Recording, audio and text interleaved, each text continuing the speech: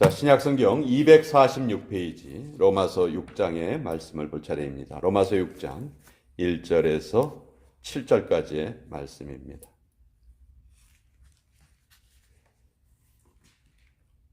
바울이 우리의 죄성에 대해서 어떻게 말하고 있는가, 아주 중요한 본문 중에 하나입니다. 로마서 6장 1절에서 7절까지 우리 같이 읽겠습니다. 시작. 그런즉 우리가 무슨 말을 하리요?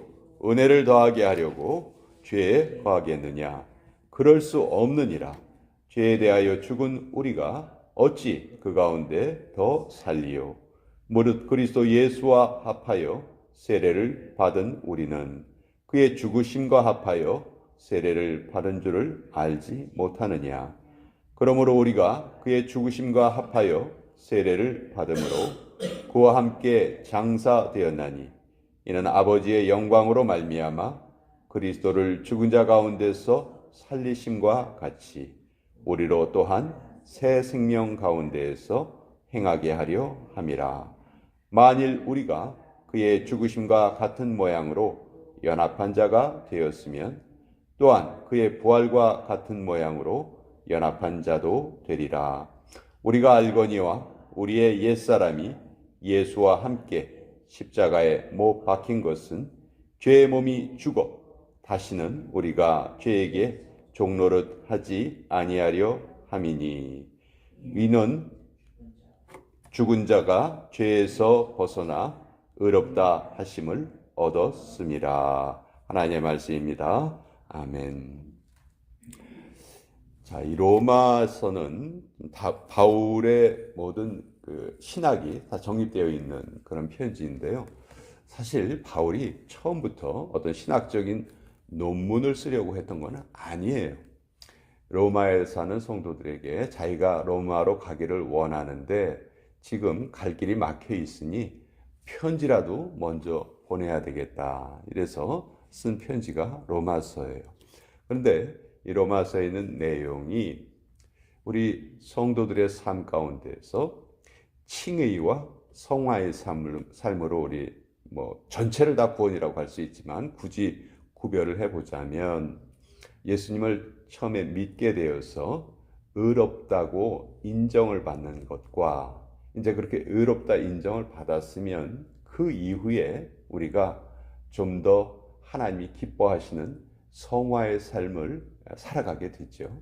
이 전체를 이제 우리는 구원이라고 말하게 되는 거예요.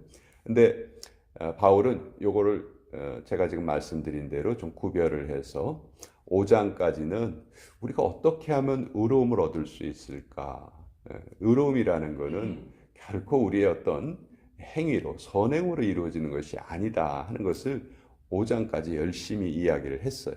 그리고 이제 6장서부터는 자, 우리가 이제 행위가 아닌 믿음으로 의롭게 되었는데 그러면 그 다음서부터는 우리가 어떤 삶을 살아야 할 것인가, 그것을 이제 말하고 있는 거예요. 1절에 보면 은혜를 더하게 하려고 죄에 거하겠느냐 이렇게 말하고 있죠. 사실 바울만큼 하나님의 은혜를 크게 경험한 사람이 없어요. 왜? 바울은 하나님 믿기 전에, 예수를 믿기 전에 가장 어떻게 보면 복음에 대적하는 행동을 했단 말이죠. 그렇죠? 그러니까 그 악의 크기로 보면, 하나님이 보시는 영적인 악의 크기로 본다면 복음을 회방하는 그 악 중에서도 어떻게 보면 가장 큰 악을 저질렀다고 볼 수 있어요. 그런데 그런 바울이 이제 예수님을 알게 되었어요. 그리고 자기의 삶이 잘못 살아왔다는 걸 알게 되고 완전히 이제 다른 삶을 살게 됩니다. 그러니까 바울이 받았던 은혜는 다른 사람의 받은 은혜와 비교할 수 없죠. 더 크다고 할 수 있겠죠. 더 큰 잘못을 저질렀으니까. 우리 예수님이 비유하시기도 야, 빚을 100불 진 사람하고 10,000불 진 사람이 동시에 탕감을 받았다면 누가 더 기뻐하겠느냐? 누가 더 큰 은혜를 누리겠느냐? 빚을 많이 졌던 사람이 탕감받으면 더 큰 기쁨을 누리지 않겠느냐? 그것과 똑같이 이제 많은 죄를 지었던 사람이 구원을 얻게 되었으니 더 큰 기쁨을 받게 되었다는 거죠. 그런데 은혜를 더하게 하려고 죄에 거하겠느냐? 이 말은 무슨 얘기냐 하면 그 은혜를 또 맛보기 위해서 죄의 자리로 또 내려가야 되겠느냐? 예. 뭐 좀 그 비슷한 예를 들면 이런 거죠. 누가복음 15장에 보면 유명한 탕자의 비유가 나와 있어요. 이 탕자의 비유에 나오는 탕자도 바울만큼 어떻게 보면 은혜를 많이 받은 사람이라고 볼 수 있어요. 그렇죠?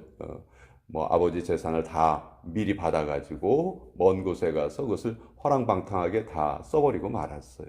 그리고 다시 정말 있을 곳이 없어서 아버지 집으로 돌아오는데 아버지가 어떻게 대우를 합니까? 너무너무 잘 대우해 주잖아요. 막 잔치를 벌이고 새 옷을 입히고 사람들을 불러다가 죽었던 내 아들이 다시 돌아왔다 막 기뻐하잖아요. 이 탕자 입장에서는 너무너무 큰 은혜를 맛본 거거든요. 근데 이 탕자가 야, 내가 이렇게 큰 은혜를 맛보았으니 이제 이 은혜를 한 번만 맛보지 않고 여러 번 맛봐야 되겠다. 그렇게 생각하고 만약 다시 집을 나가서 옛날처럼 똑같은 생활을 한다면 그게 과연 말이 되는 말이겠느냐? 말이 안 된다는 거죠. 그렇죠? 그러니까 우리가 죄에 대해서 용서함을 받았다면 그때서부터는 다시 죄로 돌아가려는 그런 생각이나 행동을 해서는 안 된다 하는 것이죠. 그래서 2절에 바울이 이렇게 말합니다. 그럴 수 없느니라. 죄에 대하여 죽은 우리가 어찌 그 가운데 더 살리요. 탕자가 은혜를 맛보았다고 해서 그 은혜를 한 번 더 맛보겠다고 다시 또 집을 뛰쳐나가는 그런 일을 해야 되겠느냐? 그건 말도 안 되는 일 아니냐. 우리는 이제 하나님의 은혜에 거하기 위해서 죄로부터는 분리된 삶을 살아야 한다. 이렇게 말하는 것이죠. 근데 자, 잘 생각해 봅시다. 죄에 대해서 죽었다. 죄에 대해서 죽었다. 이것을 잘못 해석하면 우리 성도들이 이제는 나는 예수님의 백성이 되었으니까, 하나님의 백성이 되었으니까 이제 내 속에는 죄를 짓고자 하는 생각이 조금 더 없어. 만약 이렇게 이해한다면 아주 성경을 크게 오해하는 것입니다. 만약 우리가 예수님을 믿어서 죄성이 그 순간 사라져 버렸다면 성경이 그 이후에도 죄 짓지 말아라, 거룩하게 살아라 계속 명령을 하시는데 그런 명령을 할 필요가 없어요. 그렇죠?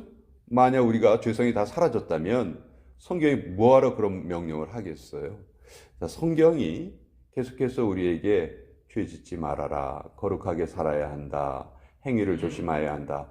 이거는 우리가 예수님을 믿은 이후에도 죄성이 아주 시퍼렇게 살아있다는 것을 뜻합니다. 자, 그러면 우리가 죄에 대해서 죽었다는 말은 무슨 뜻이냐? 이 말은 신학적으로는 이런 뜻이에요. 죄에 대해서 죽었다는 말은 죄에 대한 대가를 예수님께서 미리 지불하셨다는 말이에요. 그러니까 죄의 삭이 뭡니까? 죄의 삭은 사망이요. 성경이 분명히 이렇게 말하죠. 자, 우리가 죄를 저질렀어요. 그럼 우리는 죽어야 돼요. 근데 우리가 죽지 않았어요. 누가 대신 우리 대신 죽으셨어요? 예수님이 우리 대신 죽으셨어요. 그러니까 우리가 치를 죄값을 예수님이 이미 지불하신 거예요. 그렇죠? 그러니까 우리는 죄에 대한 값을 이제 지불할 필요가 없어요. 우리가 예수님을 진정으로 믿고 의지하고 따른다면 우리는 더 이상 죄의 삭에 대해서 우리가 스스로 값을 지불할 필요가 없다. 이것이 바로 죄에 대해서 죽었다 하는 그 말이에요. 자, 우리가 이제 죄값을 치를 필요는 없어요. 그런데 우리가 은혜를 받은 자라면 이제 어떻게 살아야 하는가?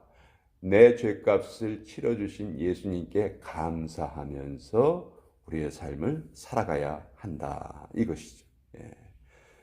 더 이상 죄가 우리의 주인 노릇을 하지는 않습니다. 우리 물론 죄성을 가지고 있어요. 그러나 죄가 나의 삶을 주관하지 않아요.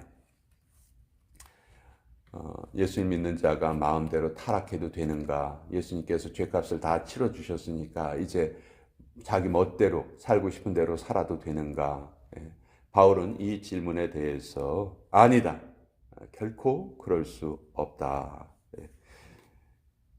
전에는 우리가 죄와 동거했지만 이젠 더 이상 우리가 죄의 지배 아래 있지 않다.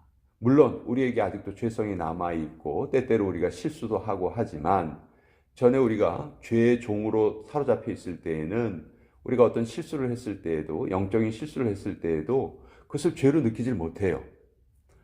뭐 예배 안 드리고 살아가는 거 뭐가 어때서? 뭐 세상 사람들 다 그렇게 살아가는데 하나님이 도대체 어디 있어?